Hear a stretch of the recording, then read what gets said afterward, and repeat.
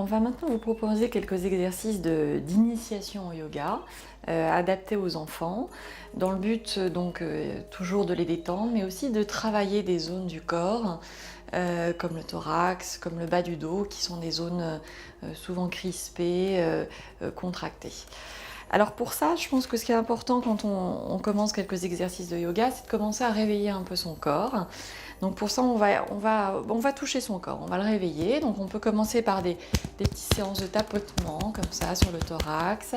Voilà, quelques petites percussions, les épaules, les bras, voilà, un mélange de tapotement et de percussion, le dos, les jambes, on peut descendre comme ça sur les... Voilà, pour vraiment prendre conscience de son corps. Voilà. Et puis donc on va remuer les épaules. Alors il y a un petit exercice qui plaît beaucoup aux enfants aussi et qui aide en fait à décontracter le haut des épaules, c'est vraiment de descendre et puis d'imaginer avec ses deux bras comme ça qu'on a un espèce de petit bébé et qu'on berce ce petit bébé. Voilà. Et on le balance dans tous les sens. Très bien. Voilà. Donc maintenant on a un petit peu dérouillé notre corps et puis on peut commencer par des postures un peu plus spécifiques. Donc ce qui est important pour évidemment la respiration, c'est toujours la notion de verticalité. Donc pour ça on va travailler une première posture qui s'appelle la posture de la montagne. Donc on joint les pieds comme ça. Alors évidemment, il ne faut pas être trop crispé. On essaye de ne pas être trop en avant non plus. Voilà, de garder une verticalité. Et pour nous aider, en fait, on va tendre les bras vers le sol. Et comme si on était en fait un arbre et qu'on s'enracinait dans le sol, on va tendre les bras comme si les doigts voulaient essayer de toucher le sol. On garde la tête bien droite, la nuque bien droite et on va essayer d'aller loin, loin, loin, la tête dans le ciel, le plus haut possible. Voilà, et on sent le dos qui s'étire et qui s'étire et qui s'étire. Voilà, on essaye de rester quelques secondes. On relâche et puis pour aller dans le même sens, on va maintenant enchaîner sur la posture du soleil. Donc on peut commencer avec le fameux namasté que tout le monde connaît. Et on va aller donc cette fois-ci s'étirer très haut dans le ciel. Donc on va monter les deux mains ensemble, si possible en respirant bien en même temps et aller loin, loin, loin, loin. Alors on peut essayer de trouver des images avec un papillon qu'on va aller rechercher loin, loin, loin, loin, loin dans le ciel. Voilà.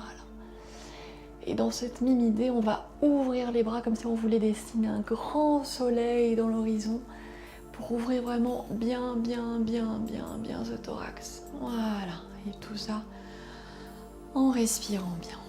Voilà. Donc ça, c'est des mouvements qu'on peut répéter, faire à son rythme, faire des petites pauses au moment où on en a besoin. Alors l'autre posture, qui va être une posture donc à genoux, va être la posture de la grenouille. Alors la grenouille, qu'est-ce qu'elle fait? Donc on écarte bien les pieds parce qu'elle va se mettre accroupie. Alors cette grenouille, elle va aller essayer d'ouvrir son thorax. Donc pour ça, on positionne bien les mains au centre et avec la main droite, dans un premier temps, on va aller ouvrir ce thorax, aller chercher loin, loin, loin derrière, avec toujours ce papillon qui se balade loin, loin, loin et qu'on va rechercher loin, loin, loin. Voilà. Et on revient en accompagnant avec la respiration, en soufflant. Voilà. On peut prendre quelques temps, un petit temps de respiration entre les deux et on va faire la même chose avec la main gauche et on va chercher loin, loin, loin, loin ce papillon qui va loin. Voilà, et on sent que ça ouvre fort, fort, fort les épaules. Et on revient en soufflant. Voilà. Alors après la grenouille, on va faire la posture du chat. Donc ce chat, il va se mettre à quatre pattes. Le but de cette posture, donc, ça va être d'aller relaxer le diaphragme en travaillant sur le bas du dos et sur les côtes basses. Donc ce chat, au début, il est très en colère, donc il va faire le dos rond. Et donc s'arrondir comme si on allait chercher avec les yeux le nombril et on fait un dos très rond, rond, rond, rond, rond, rond. Une fois qu'on est à son maximum, il va s'étirer, miauler s'il veut, miaou. Voilà. Et on recommence. On arrondit le dos.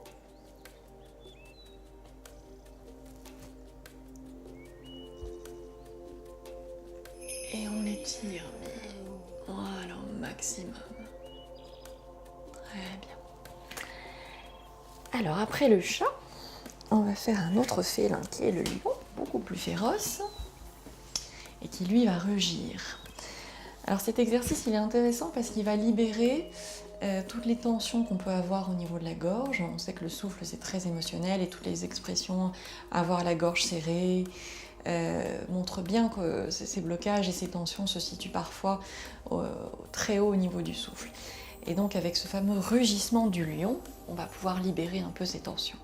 Donc le lion il va s'installer en mettant ses 2 pattes vers l'avant. Voilà, le dos bien droit.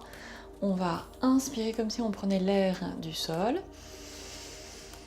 Et il va rugir.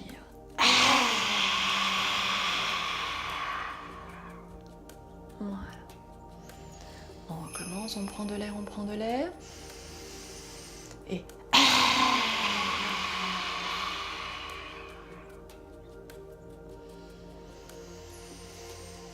voilà, et on sent à quel point ça, voilà, il y a des choses qui se dégagent, qui se libèrent.